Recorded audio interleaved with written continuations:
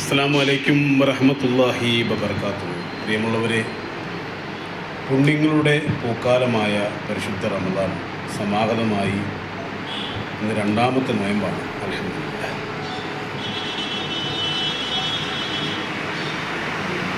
മനുഷ്യൻ്റെ പാപങ്ങളെ കരിച്ചു കളയുന്ന ഒരുപാട് ഓഫറുകളുള്ള പുണ്യമാസമാണ് റമദാൻ.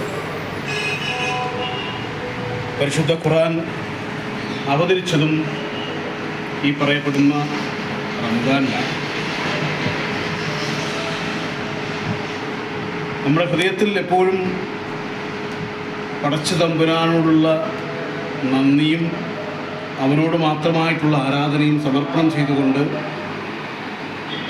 മുഴുവൻ സൃഷ്ടികളെയും ചേർത്ത് പിടിച്ചുകൊണ്ട് ജീവിക്കുവാൻ വേണ്ടി പഠിപ്പിച്ചു തന്ന് മഹത്തായ ആദർശം പകർന്നു തന്ന് ലോകത്തുള്ള മുഴുവൻ മനുഷ്യർക്കുമായി പരിശുദ്ധ ഖുർആൻ അല്ലാഹു സുബ്ഹാനഹു തആല നൽകിയ സുപ്രധാനമായ ഈ മാസത്തിൽ എല്ലാവരും ഖുർആൻ നന്നായിട്ട് പാരായണം ചെയ്യുക മാത്രമല്ല, ഖുർആൻ്റെ മലയാളം പരിഭാഷ വായിച്ച് നമ്മൾ പാരായണം ചെയ്യപ്പെട്ടതിൻ്റെ അർത്ഥഗാംഭീര്യം എന്താണ്, അതിൻ്റെ സത്ത് എന്താണ് എന്നുകൂടി മനസ്സിലാക്കിക്കൊണ്ട് ഖുർആൻ നന്നായിട്ട് വായിക്കുവാൻ വേണ്ടി ഈ മാസത്തെ നമ്മൾ പ്രയോജനപ്പെടുത്തണം.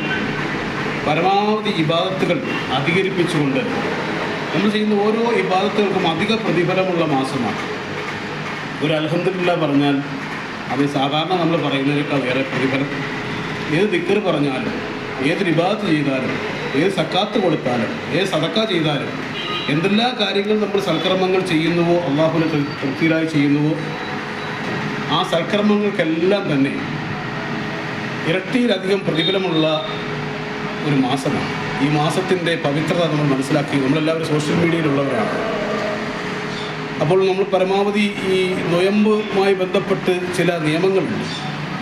സോഷ്യൽ മീഡിയയിലേക്ക് നമ്മൾ കയറുന്ന വളരെ പേടിച്ചാണ് കയറുന്നത്. ഞാനിപ്പോൾ എൻ്റെ ഗ്രൂപ്പുകളിൽ മാത്രമേ കയറാറുള്ളൂ.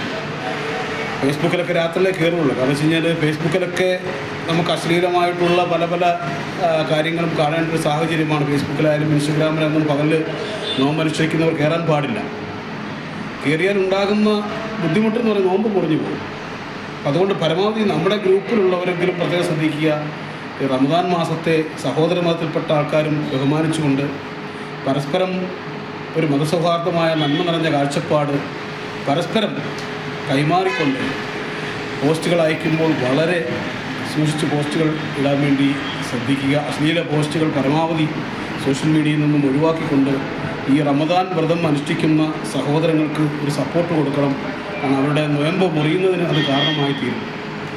അപ്പോൾ റമദാനിൽ അനുവദനീയമായിട്ടുള്ള നിലയിലുള്ള സൽക്കർമ്മങ്ങൾ ചെയ്തുകൊണ്ടും നമ്മൾ അനാവശ്യമായിട്ടുള്ള ആഘോഷങ്ങളൊക്കെ ഒഴിവാക്കി വളരെ പക്വമായ നിലയിൽ അള്ളാഹുവിനെ അങ്ങേയറ്റം നെഞ്ചിലേറ്റി ഹൃദയത്തിലേറ്റി അള്ളാഹുവിന് സർവ്വ ആരാധനകൾ സമർപ്പിച്ചുകൊണ്ട് പരിശുദ്ധ റമദാനിൽ കൂടുതൽ ഇബാദത്തുകൾ ചെയ്തുകൊണ്ട് സൽക്കർമ്മങ്ങൾ ചെയ്യുവാനുള്ള തൗഫീക്ക് അള്ളാഹു സുബ്ഹാനഹു തആല നമുക്കെല്ലാവർക്കും പ്രദാനം ചെയ്യട്ടെ.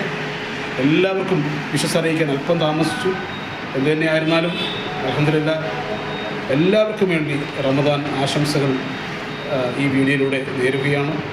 സഹോദര മതത്തിൽപ്പെട്ടവർക്കും എല്ലാവർക്കും റമദാൻ ആശംസകൾ നേരുകയാണ്. ഈ റമദാൻ മാസത്തിൻ്റെ നന്മ കൊണ്ട് മാനവലോകത്ത് ഒട്ടനവധിയായിട്ടുള്ള നന്മകൾ ഉണ്ടാകട്ടെ. നല്ല പ്രവർത്തനങ്ങൾ കാഴ്ചവെക്കുവാനും നല്ല ഹൃദയമുള്ളവരായി മാറുവാനും എല്ലാ മനുഷ്യരെയും ഒരുപോലെ